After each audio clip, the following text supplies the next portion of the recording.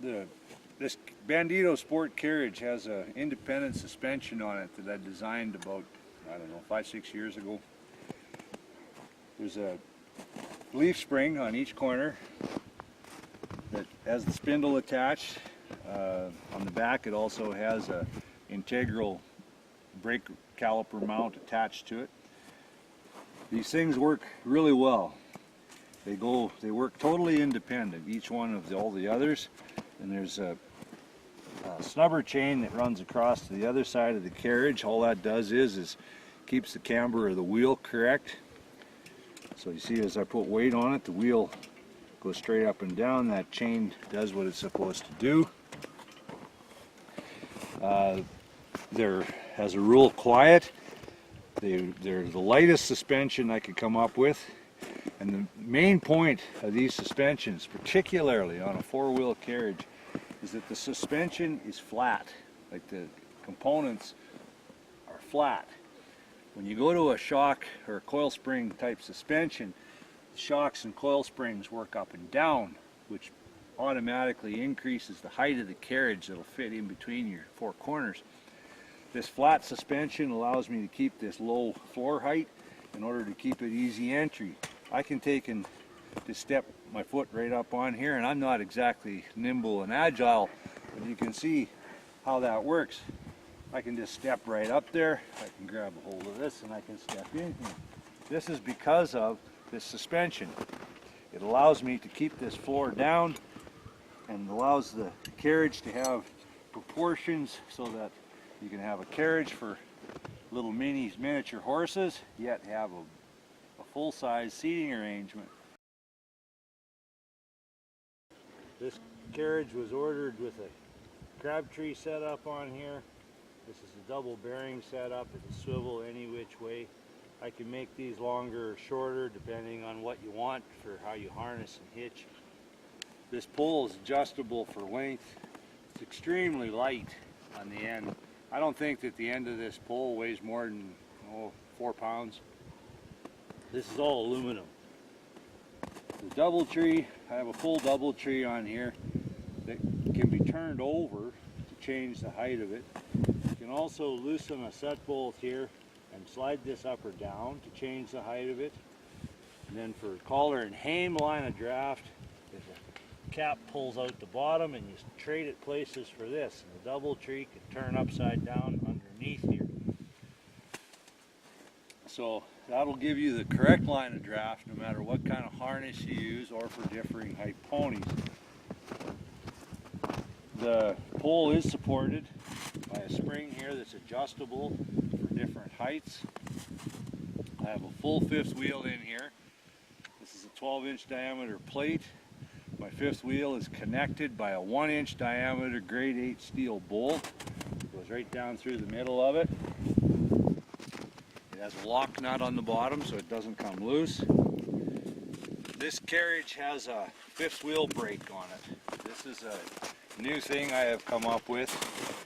You can push this wide pedal with both feet and it pushes a shoe up against the bottom fifth wheel plate with rubber lined shoe, which locks that in place. This is really handy if you go to back the carriage up and need to push it back straight, such as in a dressage class or even for recreational driving. You can use it for using it as a fifth wheel brake when you're going through hazards and whatnot, but that's not necessary as a rule with a carriage this small. This thing turns on a dime. It's short wheelbase, it turns quick. I have cable operated brakes on this carriage. Where to start? Okay, I'll start at the pedals. There's 2 pedals for these brakes, side by side. The right pedals for the right brake, the left pedals for the left rear brake. You can push them individually or you can push them together. They're right side by side, it's easy to do. These brakes are cable operated. Now, these cables that I have found to use are not a light duty woven cable like you'd find on a bicycle brake. These are a solid steel cable that are used for hydraulic control valves and remote valve applications. They're a pretty heavy duty cable. I have Earhart American made calipers in here that are very easy to change the brake pucks in. The rotors on these are a little over 9-inch diameter, 1/4 inch thick solid steel rotor. They weigh about 5 pounds a piece, so there is a weight penalty with them. But they do not warp and they don't bend. So that's my brake system. Oh, one last thing. You can take one bolt out. This bolt, take it out, and the entire caliper and all the linkage, everything lifts off in one chunk. That way you can easily get your wheel off for servicing bearings. Makes it quite handy in that regard. Now, I have a removable back step on here for a groom. It works pretty well. 4 bolts, 2 on each side to remove it. Puts you at a nice height, I think, to be able to see over the driver so you can navigate properly. There's handholds on here that you can use for putting body English on this carriage if you need to. The seat that slides ahead and back, just like on our carts. You can loosen a set bolt in here and the seat will slide ahead and back to determine where the driver is the most comfortable. I've designed these, my 4-wheel carriages, so that on a couple of bases. One is so that they're easy to get in and out of.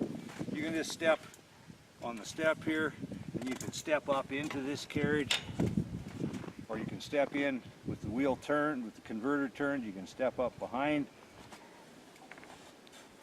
They're designed so that you sit upright. Makes it easy to get in and out. Also, it allows you to easily shift your body weight if needed. This carriage also comes with shafts, adjustable for length, width shafts. So you could put a small pony single on this carriage, take the back step off, and away you go. Now, when you don't have a groom on the back, it's important to be able to use your weight, if needed, to counterbalance the carriage. This particular one was ordered up with a wedge seat. It's 3 inches higher on the back than it is on the front. Let's see, I put a dash standard on all my vehicles. It's got tapered roller bearings. This one's got a little bit of a fancy powder coat job with the silver that fades into the green on the hubs or on the rims. My 5th wheel plate I should go over. It's 2 12-inch disc plates that have a 1/4 inch thick UHMW plastic disc in there. It's just like the big trucks use, a lot of them use. It's a clean 5th wheel. You don't grease it, you don't lube it. Periodic maintenance on it. The only thing you got to do is just make sure that it hasn't loosened off or the disc is wore. Make sure there's no slop or play between the 2 discs. It's easy to tighten. There's lots of room in under here to reach the nut on the bottom to tighten it. A wrench will slide in from the back to grab the head of it. The bolt can be replaced. Floorboards are all screwed in, so they can be unscrewed to get at that if need be. I could have cut a hole in the floorboards to get at that bolt, but you shouldn't have to replace that more than once about every 10 years, and the hole there just makes a place to trap crap off your shoes. The weight on this carriage is 240 pounds. Back step comes off, that takes off 20. So as far as the weight for a single, oh, by the way, the shafts are, I haven't weighed the shafts yet, but they're lighter than the steam pole setup. So you're looking at about probably 205, 210 pound vehicle as a single small pony vehicle. I think that weight is acceptable for a horse that's 11 and a half hands, no problem. As far as a pair on this goes, you can go, it's designed to go down to about a 35-inch pair, up to as much as 38, 39, the mini B size pairs. So I think that's about it. This is the Bandito Sport from Patty's Pony Place.